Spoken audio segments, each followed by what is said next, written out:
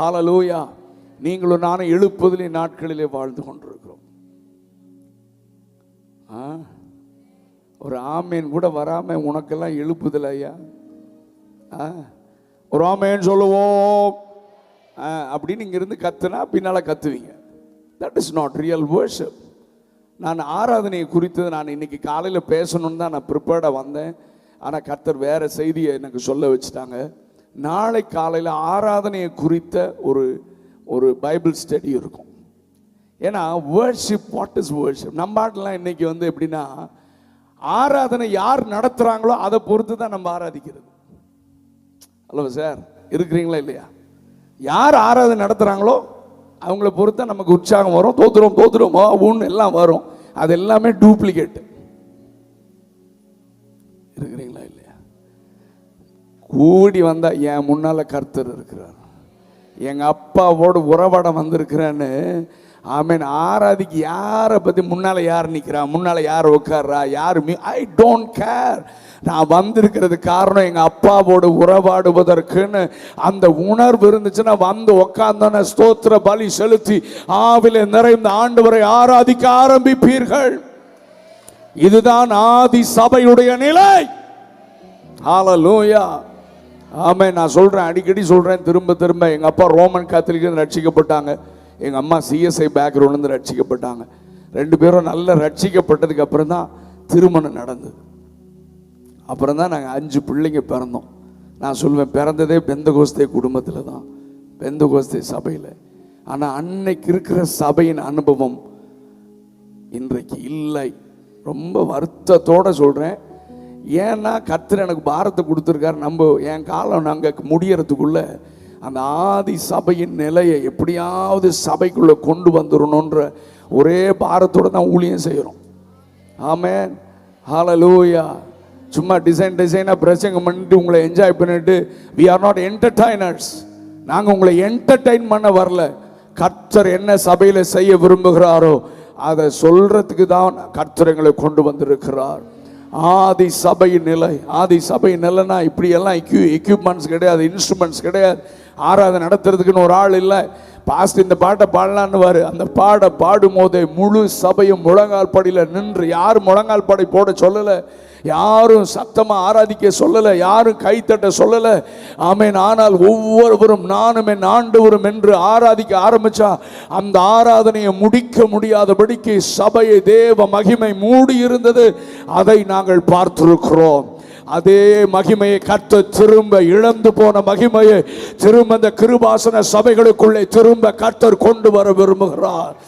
ரபா கராதனா மங்கி எரிகிற துரியை கர்த்தர் திரும்ப கொழுந்து விட்டு எரிய செய்ய விரும்புகிறார். தூங்குகிற நீ மரித்தோரை விட்டு எழும்பு, அப்பொழுது கிறிஸ்து உன்னை பிரகாசிக்க செய்வார். ஹல்லேலூயா, ஹல்லேலூயா. ஆராதிக்கும் போது, பாடும் போது தேவ மகிமை நிரப்பும். ஒருத்தர் கூட இப்படி உட்கார்ந்து இருந்ததை பார்க்கல. அப்படி உட்கார்ந்து இருந்தா உயிருள்ளவன் என்று பெயர் பெற்றும் நீ செத்தவனாக இருக்கிற. I don't care. நான் யாரை பத்தியும் கவலை இல்லை. But I want to tell you, நான் கர்த்தருடைய வாயாக நிற்கிறேன். கர்த்தர் இந்த சபையோடு கூட பேசி கொண்டிருக்கிறார். ஆமென். நான் சொல்லுவேன், அடிக்கடி சபைக்குள்ள வரும்போது ரெகுலரா சர்ச்சில் ஒரு இடம் பிடிச்சிருப்போம் சண்டே. அது உங்க இடம் ரிசர்வ் பண்ணி வச்சிருப்பீங்க, ரிசர்வ் கோட்டால இருக்கும். ஆமென். நான் சொல்லுவேன், உள்ள வரும்போது ஆமென், பக்கத்தில் இருக்கிற ஆள் எந்த அணக்கம் இல்லாமல் இருந்தாரா, அடுத்த வாரம் உள்ள வரும்போதே பாருங்க அவர் எங்க உட்கார்ந்து இருக்காருன்னு. பக்கத்தில் மட்டும் என்ன செஞ்சிடாதீங்க, ஹலோ உட்கார்ந்துடாது. ஏன்னா போன வாரம் நீங்க ஆராதிச்சே உங்களுக்குள்ள இருக்கிற அக்கினி அவரை ஒண்ணுமே பாதிக்கல. ஆள் அவுட் ஆகி ரொம்ப நாள் ஆச்சு. அடுத்த வாரம் வரும்போது உங்க ஆத்மா பாதுகாக்க வேற இடத்துல உட்காரு. Hallelujah. Praise be to God. So listen carefully. கர்த்தர் நம்மோடு கூட பேசி கொண்டிருக்கிறார்.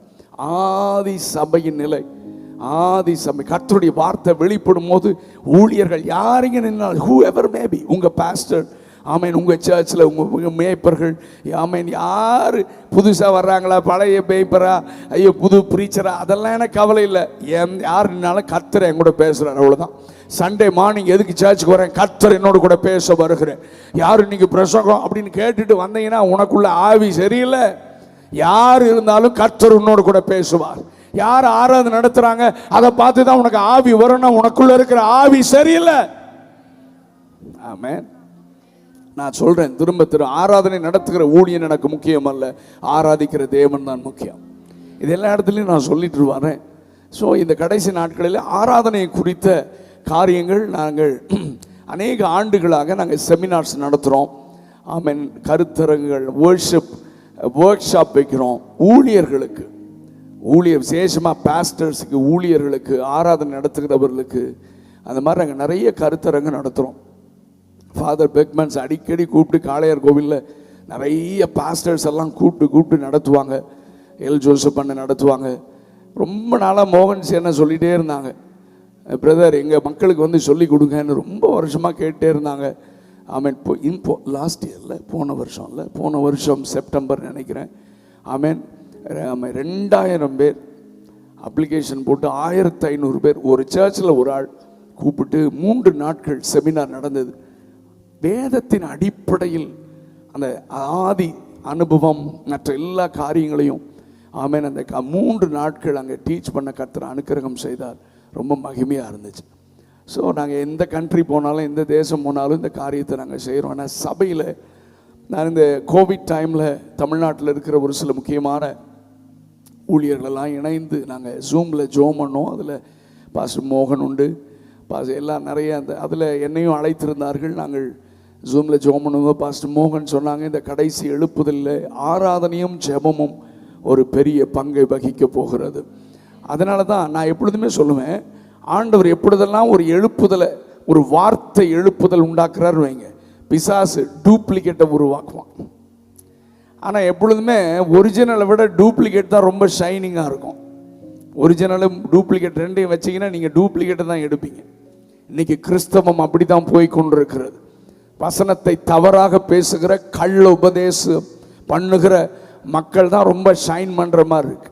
பரிசுத்தமாக வாழ்ந்து சத்தியத்தை சத்தியமாக போதிக்கிற ஆமேன் போதகர்களுக்கு, ஊழியர்களுக்கு ஆமேன் பெரிய வரவேற்பு இல்லாமல் இருக்கலாம்.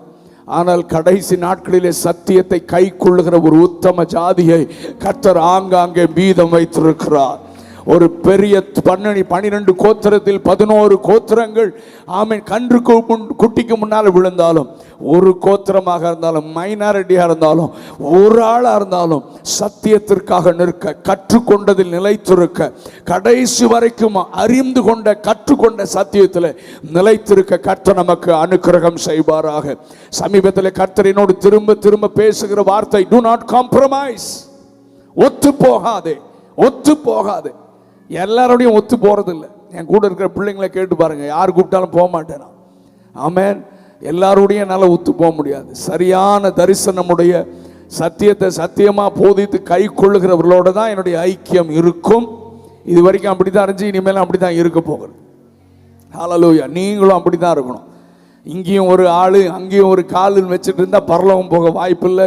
சத்தியத்திற்காக நிற்கிற தேவ மனிதர்களோடு இணைந்து கொள்ளுங்கள். தரிசனம் பெற்ற தேவ மனிதர்களோடு இணைந்து கொள்ளுங்கள்.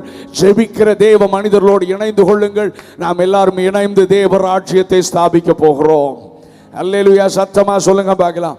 தேவனுடைய வார்த்தைக்கு நேராக நான் உங்களை அழைத்து செல்ல விரும்புகிறேன். அப்போஸ்தலர் நடபடிகள் 27ஆம் அதிகாரம், Acts chapter 27 verse 37, 37வது வசனம். அப்போஸ்தலர் நடபடிகள் 27:37.